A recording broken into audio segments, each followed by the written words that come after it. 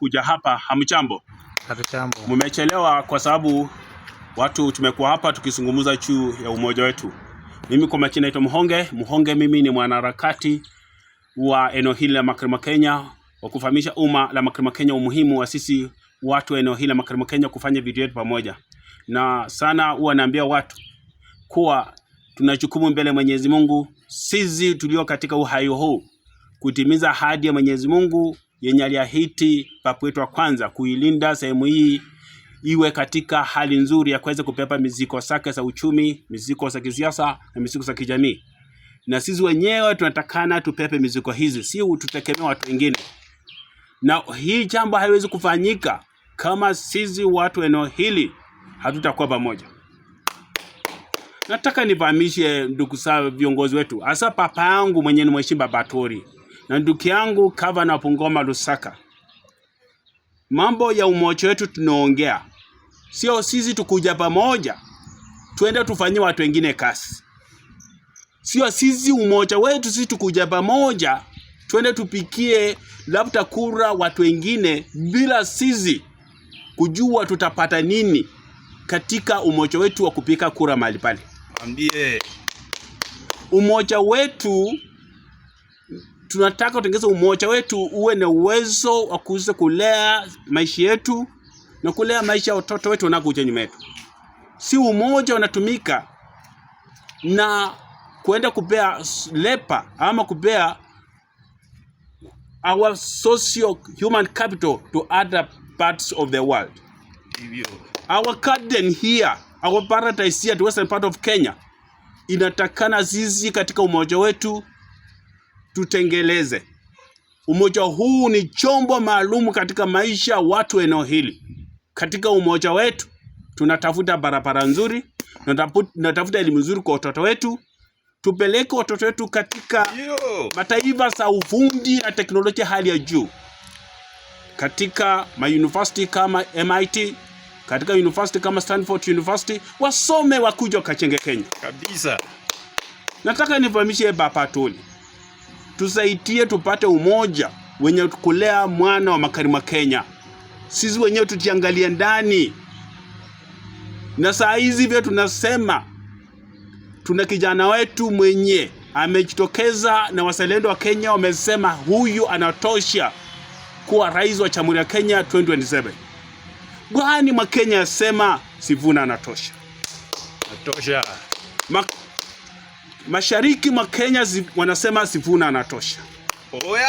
Kaskazini mwa Kenya wanasema Sifuna anatosha.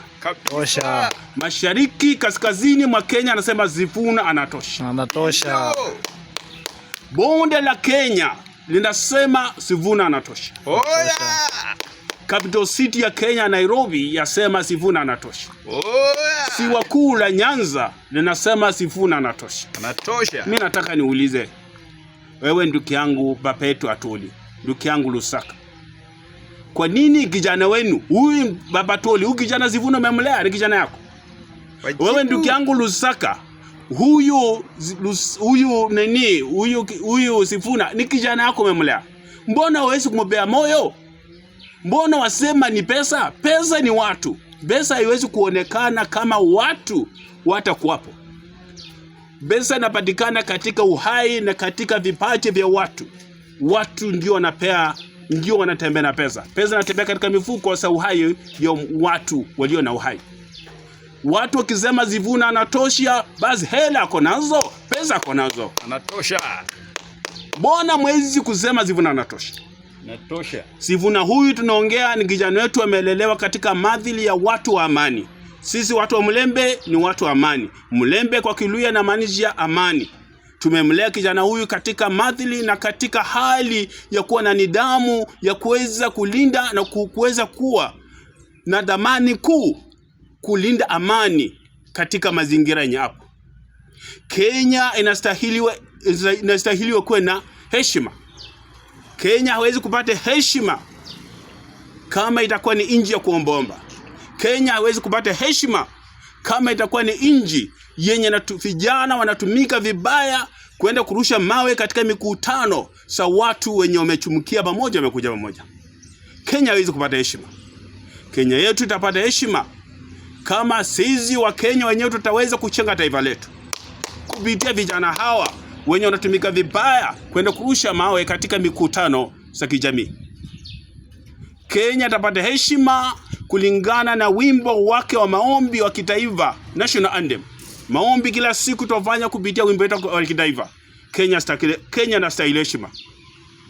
Heshima hii itapatikana kama nchi yetu itapaki katika minyororo ya koloni kwenda kuomba pesa kutoka IMF, kutoka World Bank na kutoka Amerika na kutoka China. Kenya inatakana ichengwe na Wakenya wenyewe. Sifuna ni kijana amelelewa katika maadili ya amani, maadili ya mlembe. Na mnajua amani haiwezi kuwapo kama pendo halipo. Amani haiwezi kuwapo kama umoja haupo. Katika Sifuna umoja wa taifa utapatikana. Wakenya watakuwa na upendo, watapendana. Na Kenya wataweza kutangamana katika upendo na katika amani na katika umoja. Kwa sababu kijana wetu tumemlea katika maadili ya mlembe, sisi watu wa amani. Tunataka Kenya kuwe na amani. Tunataka wimbo wetu wa kitaifa, National Anthem. Maombi tunayofanya kila wakati tukiimba wimbo wetu wa kitaifa, Mungu aitimize kupitia kijana wetu ni Sifuna. Na lazima mkatambue, Mungu vile aliamua akaangalia nchi ya Israeli ilikuwa iko katika hali ya aibu kubwa. Imeaibishwa na taifa la Wafilisti. Alienda katika nyumba ya Jese, akamtoa mwana wa Jese mmoja tauti na akamfanya kuwa mfalme wa taifa la Israeli. Jese hakutumia makwanda ama mavazi ya kijeshi, bali kwa Mwenyezi Mungu aliweza kuwa mfalme wa taifa la Israeli na kuokoa taifa la Israeli kutokana na aibu ilikuwa nayo. Kijana wetu Sifuna anaenda kuokoa taifa letu kutokana na aibu hii ya kuomba pesa katika mataifa za ukoloni. Anaweza kuokoa taifa letu hili kutokana na vijana hawa wanatumia kama kuni kurusha mawe katika mikutano. Tunataka kijana wetu awe ni ule tauti aokoe taifa letu na litimize kulingana na ombi la wimbo wetu wa kitaifa. Haya ni mambo tumeongea hapa. Natania watu wa media nyinyi mnachukua habari hii mnaipeleka ili sambaze kwa Kenya wote.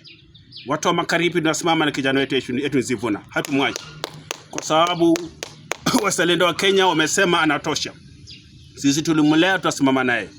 Asante na Mwenyezi Mungu awe nanyi, mbarikiwe sana. Asante.